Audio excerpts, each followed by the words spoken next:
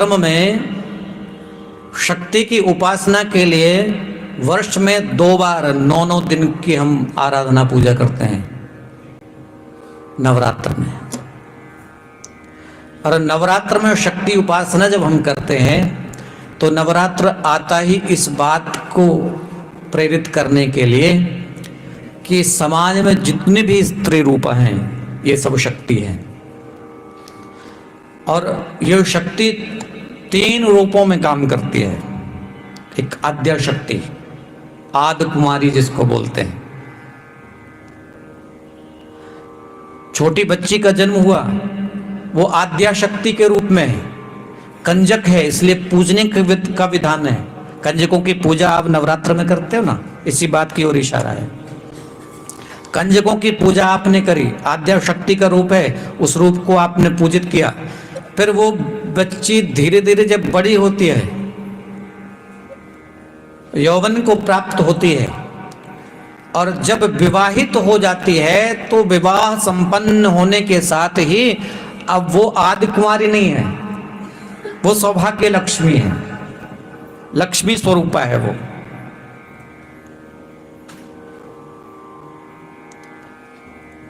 फिर जब विवाहित वो लड़की, वो बेटी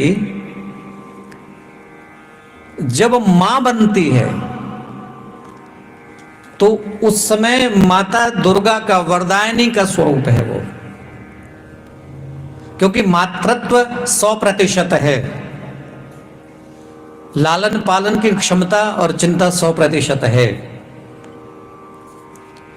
तो ये स्त्री 3 रूपों में काम करती है और इन 3 रूपों की ही उपासना के लिए नवरात्र है कि कहीं भूल ना जाए हम कि शक्ति की उपासना कैसे करनी चाहिए।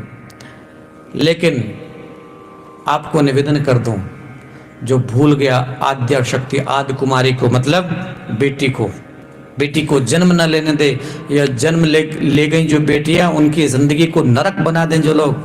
आजकल 4 साल 10 साल की 15 साल की बेटियां भी सुरक्षित नहीं है। शर्म आती है कि हम लोग, बताओ, सनातनी होकर भी हम अपनी बेटियों को सुरक्षित नहीं कर पा रहे।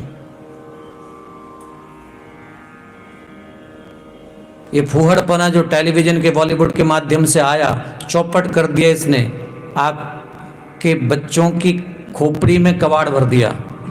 और निसंदेह निवेदन करता हूं, आजकल अब तो कुछ बेटियों की भी खोपड़ी में कबाड़ आ रहा है। रही सही कसर तो आपके इंटरनेट और मोबाइल ने कर दी पूरी, जिसके कारण आपके संस्कार, आपकी मर्यादाएं, आपकी परंपराएं, सब कुछ दांव पर लग गया है। कैसे संभलेगा ये समाज, कैसे सुधरेगा? हमें अपने मूल की ओर लौटना चाहिए साहब, मूल की ओर बढ़ना चाहिए। आपको मैं निवेदन करता हूं, धन दो न दो, संस्कार पूरा देना अपनी संतानों को। किसी की इज्जत करता है आपका बेटा, बहुत कल्याणकारी बात है। किसी माँ बहन बेटी की इज्जत करता है, बहुत अच्छी बात है। नहीं कर पाए तो उसके रास्ते का कांटा न बने, कम से कम इतना संस्कार तो दिया ही जाना चाहिए।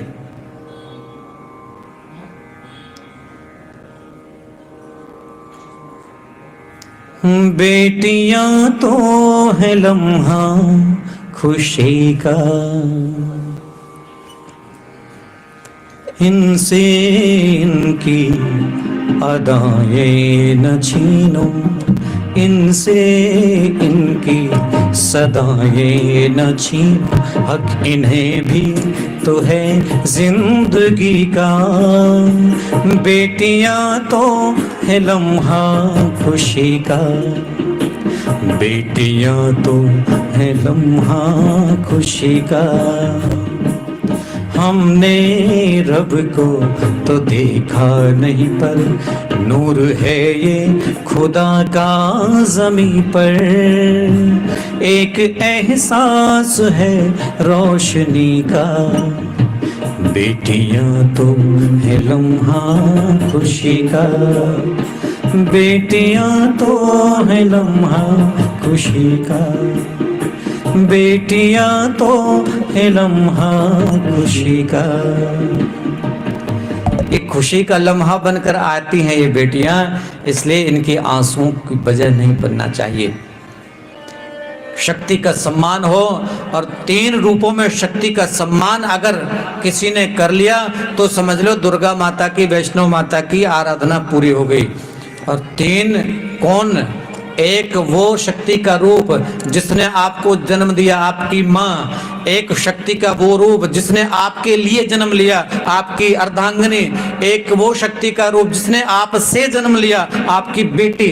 अगर 3 रूपों में आप शक्ति की साधना कर पा रहे हो तो फिर वैष्णो माता का आशीर्वाद सदैव आपके ऊपर रहेगा। इसलिए और कुछ करो ना करो, किसी देवी का अपमान मत करो बेवजह। हाँ, निवेदन करना चाहता हूं देवियों से भी, ये शर्त मत लगा लो कि अरे जो पुरुष कर रहे हैं हम क्यों नहीं कर सकते।